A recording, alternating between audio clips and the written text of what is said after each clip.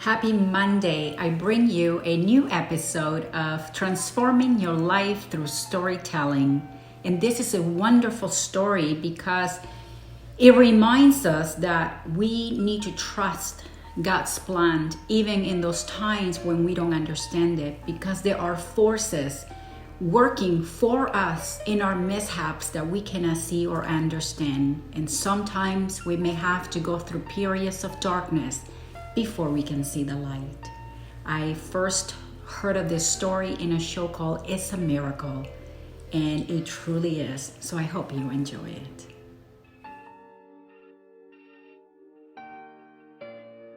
In the 1980s, Kelly Robinson was just 19 years old when she became pregnant out of wedlock. Realizing that she couldn't take care of the child on her own, Kelly made the difficult decision to have the baby put up for adoption. It was important for Kelly that her child would grow up with a mother and a father and a family that could take good care of him, a family that could provide things that she couldn't at this point in her life. It was the most difficult thing that Kelly had to do. Kelly gave birth to a baby boy, and all Kelly wanted was to hold him. She insisted in holding her baby before they could take him away. But in the small town of Kanab, Utah, where she gave birth, she was not permitted to even look at her baby. She didn't get to hug him. She didn't get to explain how much she loved him and why she needed to do what she was doing. And that was something that haunted her for the rest of her life. Eventually, Kelly met Tom Forbes. They fell in love, married, and over the next 10 years, they had 3 children, 2 girls and a boy. Then in 1982, a series of events would tear their lives apart. Kelly and her husband went through a separation a few years, got back together, but had to face the loss of close family members that left them devastated. The death of Tom's grandmother, and 6 weeks later, the death of Kelly's father. During this emotionally devastating time, the Forbes decided to sell their home and to move to a larger one, doubling their mortgage. Almost immediately, they were hit with more bad news.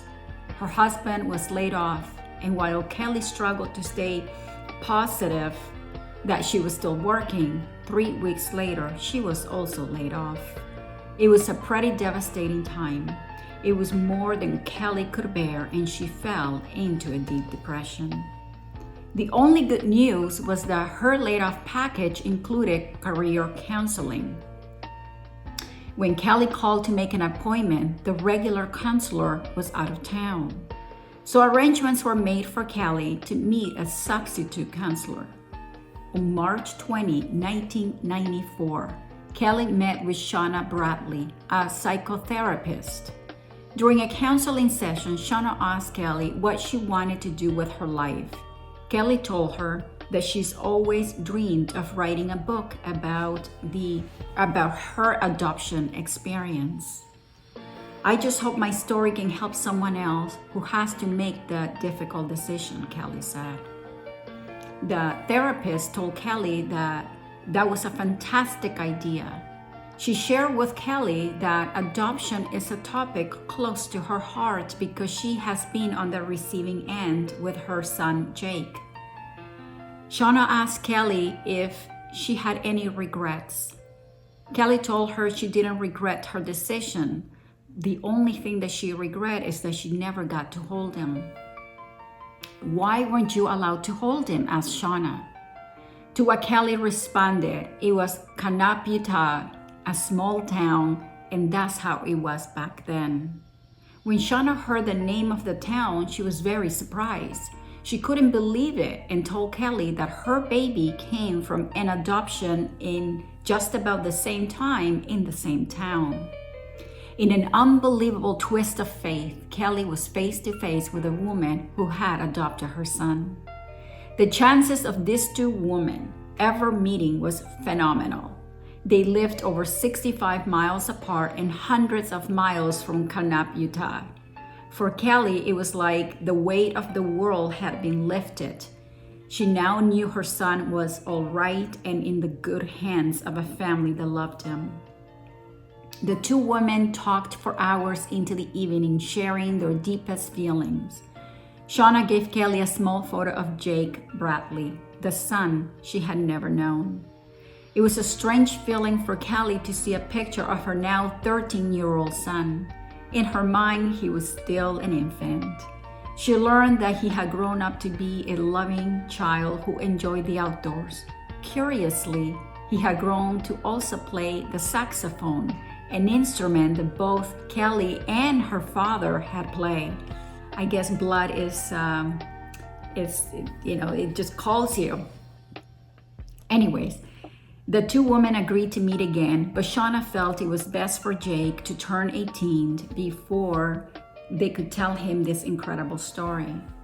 But when they met a week later, Shauna's mother's heart reconsidered and decided that it was best for Jake to know the truth now rather than later. She didn't want him to feel that they had been hiding things from him because they had never been secretive about his adoption. So Shauna told Jake that by fluke, she had met a woman who she found out later was his birth mother. Jake showed a lot of interest and asked a lot of questions in what she even looked like. Shauna showed him a picture that Kelly had given to her. They looked so much alike.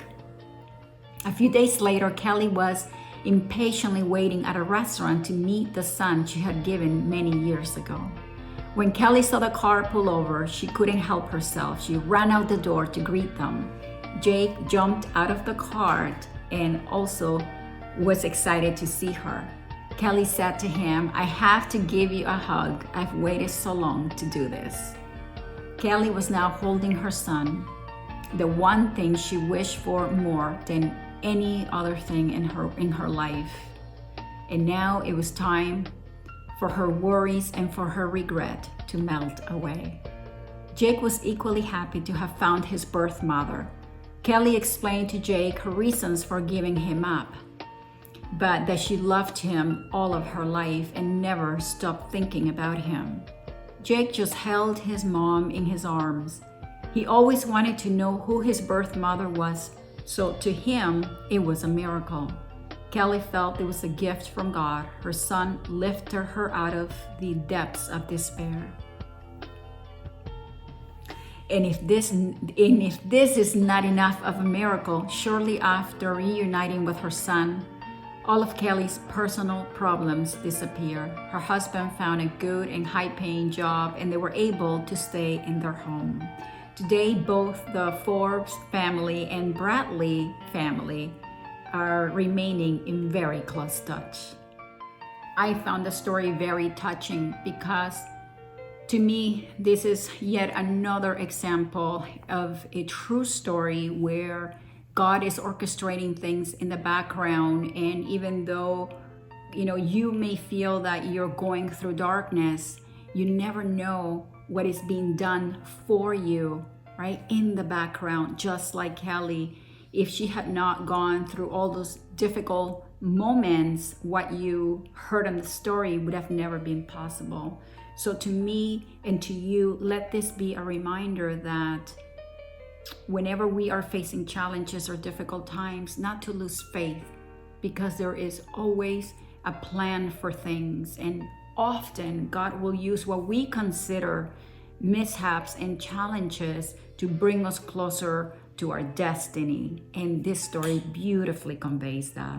So I hope you have enjoyed it as much as I did. Remember to subscribe to my storytelling channel so you never miss an episode, and I will see you next week with another wonderful story.